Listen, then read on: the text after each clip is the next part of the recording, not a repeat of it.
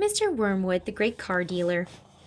Matilda's parents owned quite a nice house with 3 bedrooms upstairs, while on the ground floor there was a dining room and a living room and a kitchen. Her father was a dealer in second-hand cars, and it seemed he did pretty well at it. Sawdust, he would say proudly, is one of the greatest secrets of my success, and it costs me nothing. I get it free from the sawmill. What do you use it for? Matilda asked him. Ha! The father said. Wouldn't you like to know? I don't see how sawdust can help you to sell second-hand cars, Daddy. That's because you're an ignorant little twit, the father said. His speech was never very delicate, but Matilda was used to it. She also knew that he liked to boast, and she would egg him on shamelessly. You must be very clever to find a use for something that costs nothing, she said. I wish I could do it. You couldn't, the father said. You're too stupid, but I don't mind telling young Mike here about it, seeing he'll be joining me in the business one day. Ignoring Matilda, he turned to his son and said, I'm always glad to buy a car. When some fool has been crashing the gears so badly, they're all worn out and rattle like mad. I get it cheap. Then all I do is mix a lot of sawdust with the oil in the gearbox and it runs as sweet as a nut. How long will it run like that before it starts rattling again? Matilda asked him. Long enough for the buyer to get a good distance away, the father said, grinning. About 100 miles. But that's dishonest, Daddy, Matilda said. It's cheating. No one ever got rich being honest, the father said. Customers are there to be diddled. Mr. Wormwood was a small, ratty-looking man whose front teeth stuck out underneath a thin, ratty mustache. He liked to wear jackets with large, brightly colored checks, and he sported ties that were usually yellow or pale green. Now, take mileage, for instance, he went on. Anyone who's buying a second-hand car, the first thing he wants to know is how many miles is done, right? Right, the son said. So I buy an old dump that's got about 150,000 miles on the clock. I get it cheap. But no one's going to buy it with a mileage like that, are they? And these days, you can't just take the speedometer out and fiddle the numbers back like you used to 10 years ago. They fixed it so it's impossible to tamper with, unless you're a ruddy watchmaker or something. So what do? I use my brains, laddie. That's what I do. How? Young Michael asked, fascinated. He seemed to have inherited his father's love of crookery. I sit down and say to myself, how can I convert a mileage reading of 150,000 into only 10,000 without taking the speedometer to pieces? Well, if I were to run the car backwards for long enough, then obviously that would do it.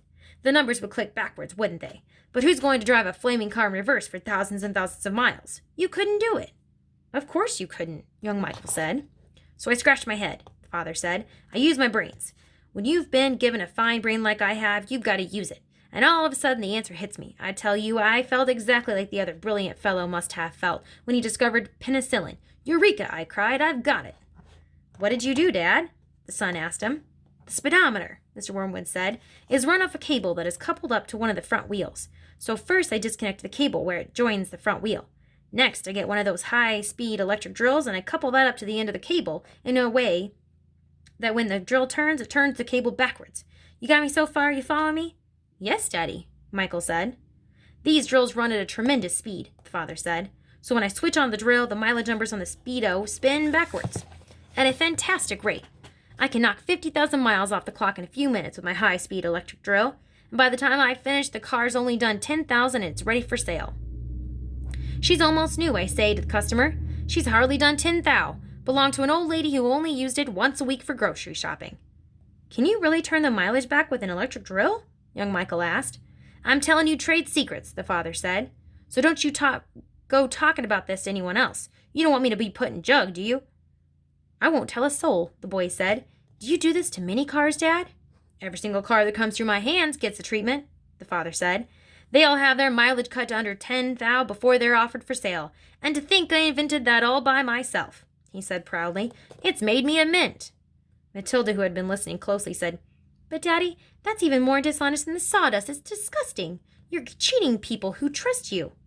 If you don't like it, then you don't eat the food in this house, the father said. It's bought with the profits. It's dirty money, Matilda said. I hate it. 2 red spots appeared on the father's cheeks. Who the heck do you think you are? He shouted. The Archbishop of Canterbury or something? Preaching to me about dishonesty. You're just as ignorant, little squirt, who hasn't the foggiest idea what you're talking about. Quite right, Harry, the mother said. And to Matilda she said, You've got a nerve talking to your father like that. Now keep your nasty mouth shut so we can all watch the program in peace. They were in the living room eating their suppers on their knees in front of the telly. The suppers were TV dinners in floppy aluminum containers with separate compartments for the stewed meat, the boiled potatoes, and the peas. Mr. Wormwood sat munching her meal, with her eyes glued to the American soap opera on the screen. She was a large woman whose hair was dyed platinum blonde, except for where you could see the mousy brown bits growing out from the roots. She wore heavy makeup, and she had one of those unfortunate bulging figures where the flesh appears to be strapped in all around the body to prevent it from falling out.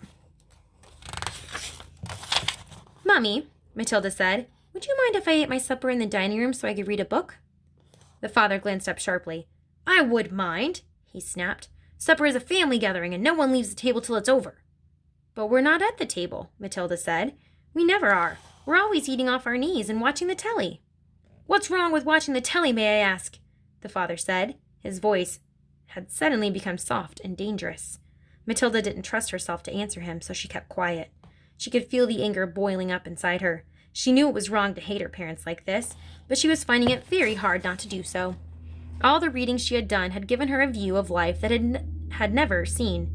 If only they would read a little Dickens or Kipling, they would soon discover there were more to life than cheating people and watching television. Another thing, she resented being told constantly that she was ignorant and stupid when she knew she wasn't. The anger inside her went on boiling and boiling, and as she lay in bed that night, she made a decision. She decided that every time her father or mother was beastly to her, she would get her own back. She would get her own back in some way or another. A small victory or two would help her to tolerate their idiocies and would stop her from going crazy. You must remember that she was still hardly 5 years old, and it is not easy for somebody as small as that to score points against an all-powerful grown-up. Even so, she was determined to have a go. Her father, after what had happened in front of the telly that evening, was first on her list.